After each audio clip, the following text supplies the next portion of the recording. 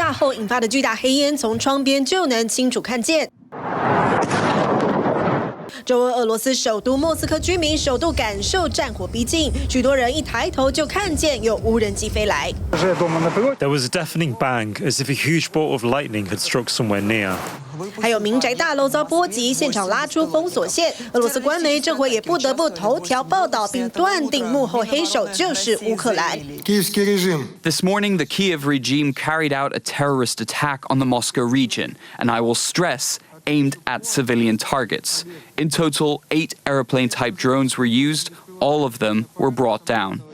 俄国虽然声称共击落全数8架无人机，但这个数字与部分报道有出入。乌克兰真理报称，实际数量恐怕有25到32架，因为除了紫色标记显示有建筑物被波及外，其余桃红色的标记都是通报有爆炸或无人机坠落的地方。而这里其实就是莫斯科的富豪区，当中包含俄罗斯总统普京的官邸。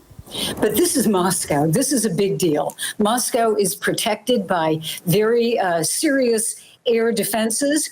And they say, the Russian officials say that these drones were shot down. But just the mere fact, remember a month ago, we had that drone, 2 drones that went over the Kremlin. And the Kremlin, in the beginning, wasn't quite sure how to deal with it. Kind of the same thing here. 对于这次事件，乌克兰第一时间撇清责任，但说法又很微妙。Of course, we enjoy watching and predicting an increase in attacks. But of course, we have nothing to do directly with it. What is growing in Russia is the karmic payment that Russia will gradually pay more highly for everything it does in Ukraine. 据说与事件没有直接关联。先前一度传出袭击莫斯科的无人机中有乌克兰自行研发的 UJ-22无人机，但 BBC 分析一些影片拍到的无人机罕见前方机翼较短，后方机翼较长，乍看之下会误以为飞机是倒着飞，像这样。而这种外观其实与乌克兰 UJ-22并不相符。不过普京还是把丑话说前头。Though I'm more worried not by this, but by efforts to provoke a Russian response. That appears to be the aim. They are provoking us to do the same. 暗示不排除报复攻击。比起普京表面淡定，瓦格纳领袖普里格金仿佛又逮到机会对俄罗斯国防部开炮。Regarding the drones that fly over Moscow and in Moscow, you stinking animals. What are you doing?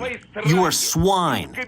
Get up off your asses from the offices you've been put in to defend this country. 痛骂俄国国防部无能，只是骂来骂去，俄国境内的离奇爆炸还是有增无减。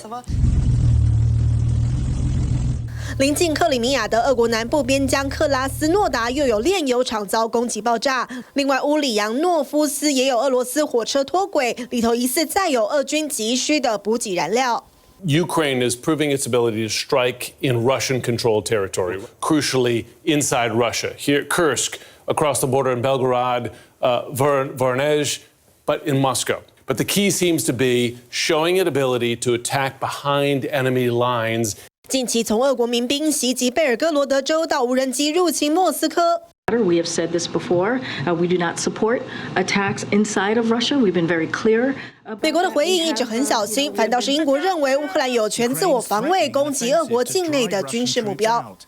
It has the legitimate right to do so within its own borders, of course, but it does also have the right to project force beyond its borders to undermine Russia's ability to project force into Ukraine itself. 尽管莫斯科这次并没有严重受损，但大量无人机入侵还是重伤普京面子。And, if you look at the drones, the damage militarily is not really great, but the propaganda value really is. So you have the dilemma by Putin. You could say he has to admit that the war is expanding and that it's hitting the Russian capital. That's very bad for him politically. 更凸显出俄乌冲突范围正悄悄扩大，情势恐怕越来越不利普京。TVBS新闻综合报道。想看最完整的新闻内容，记得下载TVBS 新闻网 APP。